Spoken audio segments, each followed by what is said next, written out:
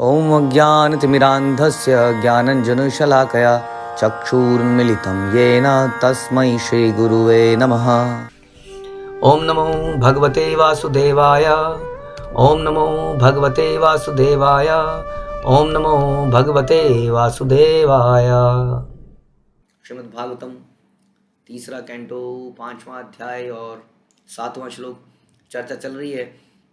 विदुर जो है मैत्री ऋषि से मिल गए हैं और प्रश्न पूछ रहे हैं कृष्ण संबंधी, और उनके प्रश्नों से ऐसा लगता है कि विदुर बहुत नॉलेजेबल व्यक्ति हैं, वो सारा ज्ञान रखते हैं, फिर भी कृष्ण संबंधी बातों को बार बार सुनने के लिए इच्छुक हैं, और इसलिए ऐसे प्रश्न पूछ रहे हैं कि मैत्री ऋषि भी उन प्रश्नों को पूछ के सुनकर उत्साहित हो जाएं और कुछ जवाब दें। तो आज वो बोलते हैं वही प्रश्नों में, क्रीडी क्रीडन विद्यते द्विजगो सुराणाम क्षेमाय कर्माण्य वतार भेदै मनो न तृप्यत्यपि शृण्वतां नः शुश्लोक मौलैश्चरितामृतानि। आप द्विजों, गौओं और देवताओं के कल्याण हेतु भगवान के विभिन्न अवतारों के शुभ लक्षणों के विषय में भी वर्णन करें। भगवान बहुत सारे अवतार लेते हैं। यहाँ पे बताया जा रहा है कि जब भगवान अवतार लेते हैं तो उसका मुख्य पर्पस 3 लोगों को सेटिस्फाई करना होता है। क्या? द्विज, गाय और देवता।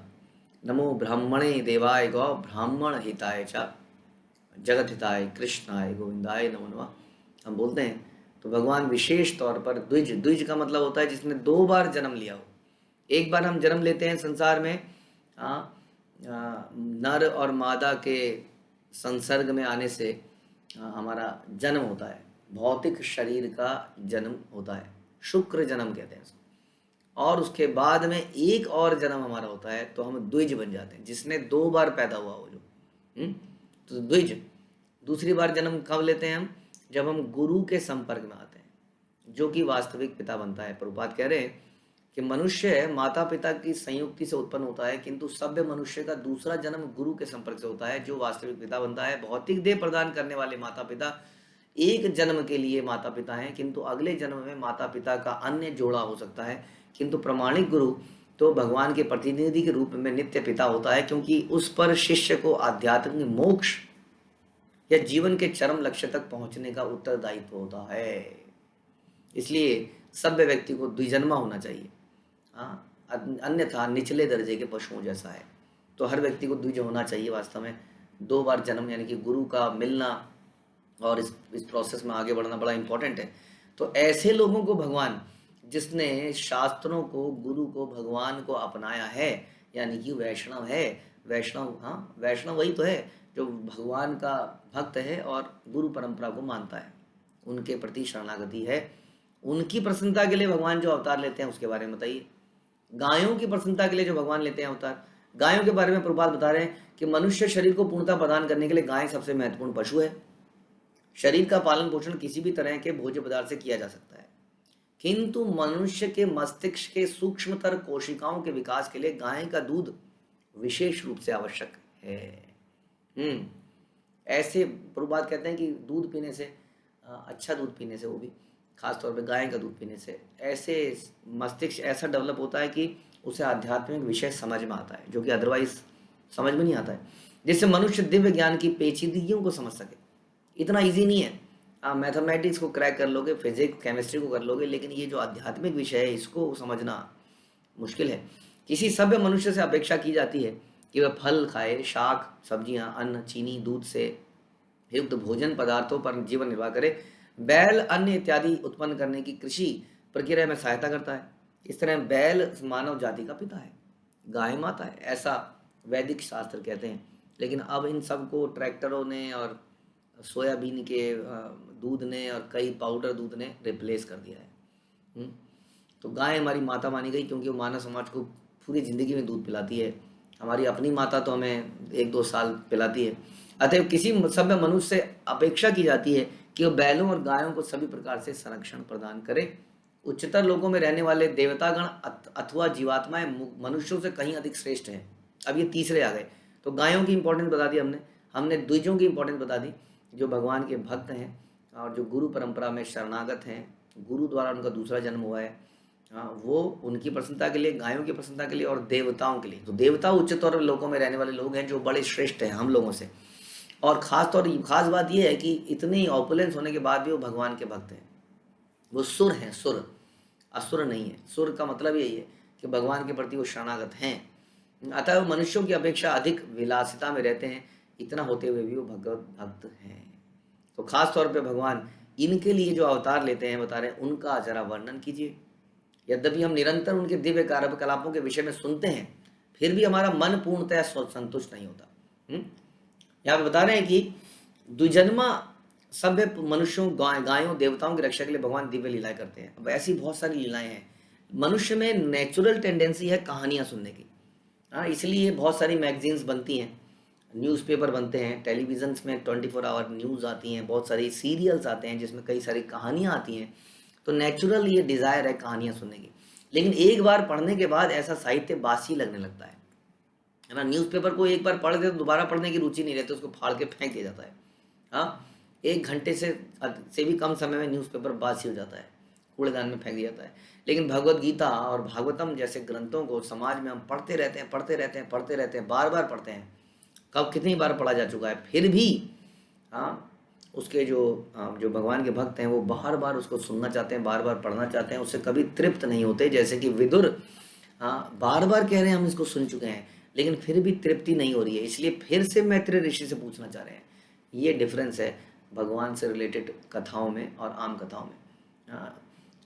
हम लोग कार्टून देखते हैं, कार्टून नेटवर्क, बाकी सारी चीज़ें देखते हैं या पढ़ते हैं, बहुत सारी ऐसी चीज़ें करते हैं, लेकिन क्यों ना अपने बच्चों को ऐसी कथाएं दिखाई जाएं और ऐसी कथाएं सुनाई जाएं बचपन से ही। और आप जानते हैं ब्रेन की डेवलपमेंट ज़बरदस्त होती है जब आदमी इमेजिनेशन करता है। जब आप कथाएं सुनाते हैं तो बच्चा सोचता है।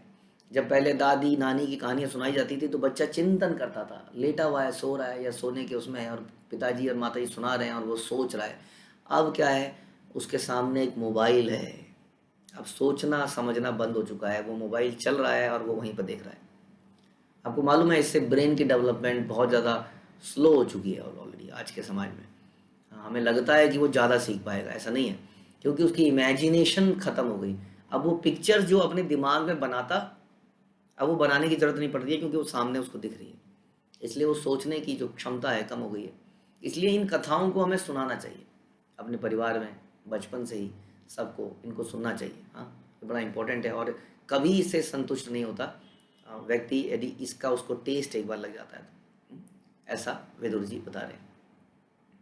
आगे बोलते हैं, यही तत्व भेदे अधिलोकनाथ नाथो लोकान कांसः लोकपालान अचीकिपद्यत्र ही सर्वसत्व निकाय भेदो अधिकृतः प्रतीतः। समस्त राजाओं के परम राजा ने विभिन्न लोकों की तथा आवास स्थलों की सृष्टि की, जहाँ प्रकृति के गुणों और कर्म के अनुसार सारे जीव स्थित हैं, और उन्होंने उनके विभिन्न राजाओं और शासकों का सृजन किया। तो यहाँ पर बता रहे हैं कि भगवान ने प्रकृति में, संसार में हर तरफ सृष्टि करी, हर कोने में जीव जंतु डाले। आज हम कह रहे हैं कि मंगल ग्रह में जीव है कि नहीं, जीवन है कि नहीं, उस ग्रह में है कि नहीं, उस ग्रह में है कि नहीं। वास्तव में जीवन बड़ी अलग अलग परिस्थितियों में है, हम उसको हो सकता है महसूस या देखना ना पा रहे हो, हमारी दृष्टि से वो अप्रकट हो, हमारी आंखों की कोई रेंज हो जो उसको नहीं देख पा रही है। लेकिन जैसे आप भी जानते हैं कितने जीव जंतुओं को हम अभी भी नहीं देख पाते हैं। तो हर जगह भगवान ने सृष्टि की रचना करी और प्रकृति के गुणों के अनुसार, कर्म के अनुसार कई सारे शरीरों का निर्माण किया। देखिए 84 लाख, कितने मुश्किल हुई होगी भगवान को।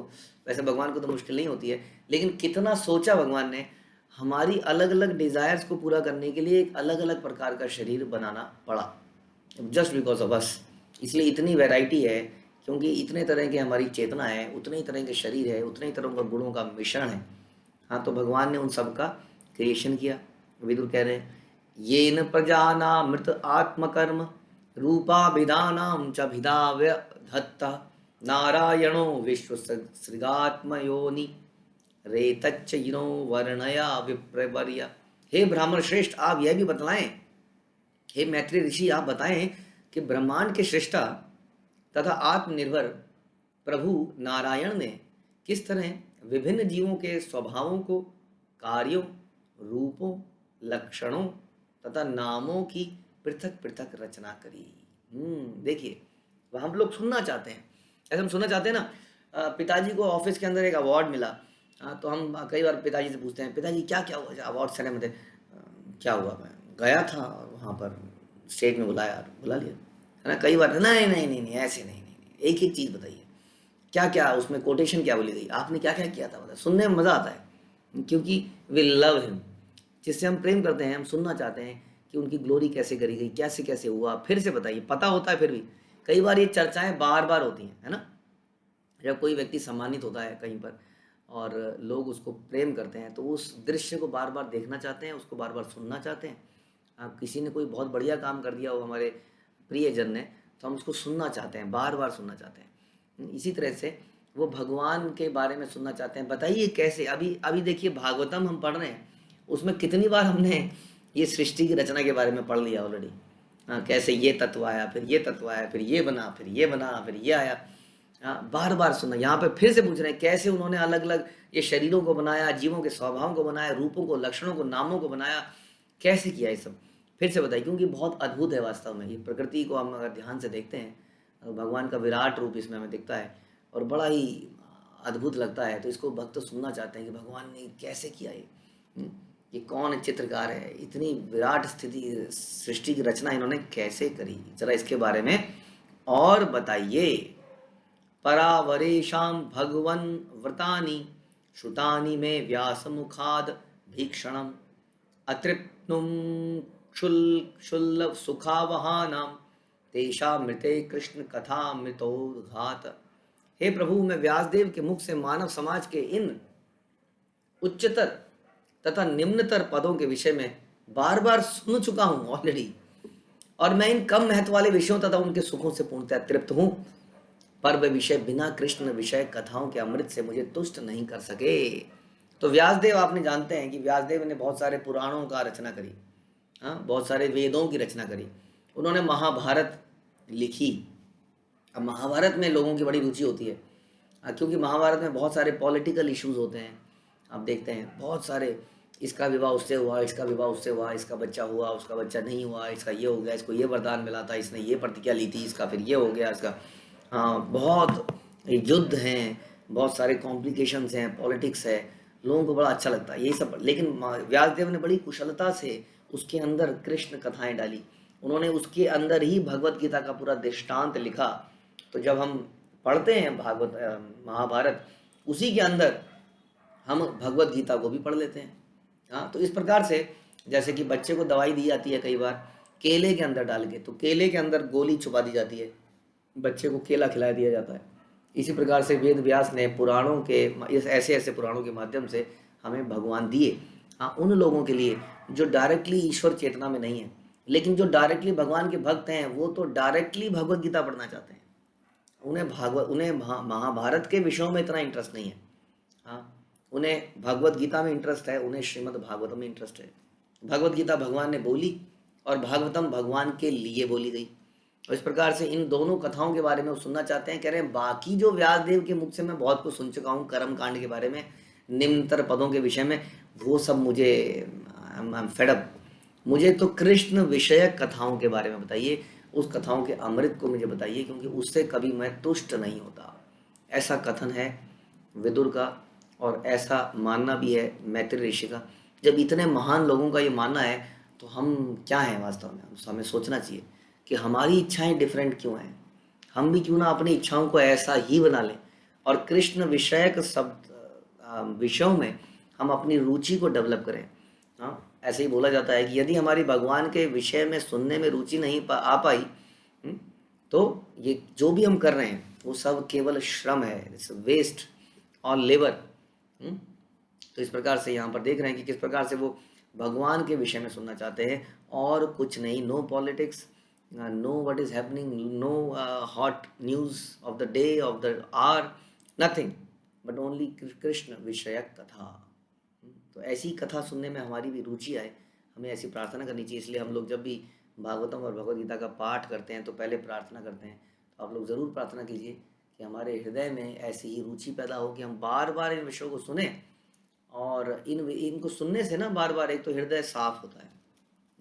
जितना हृदय साफ होगा उतना इनको सुनने में आनंद है। ऐसा मैंने बोला कि जिससे हमें प्रेम होता है उसके बारे में हम बार बार सुनना चाहते हैं। ऐसा एक्सपीरियंस हुआ होगा आप लोगों के लाइफ में।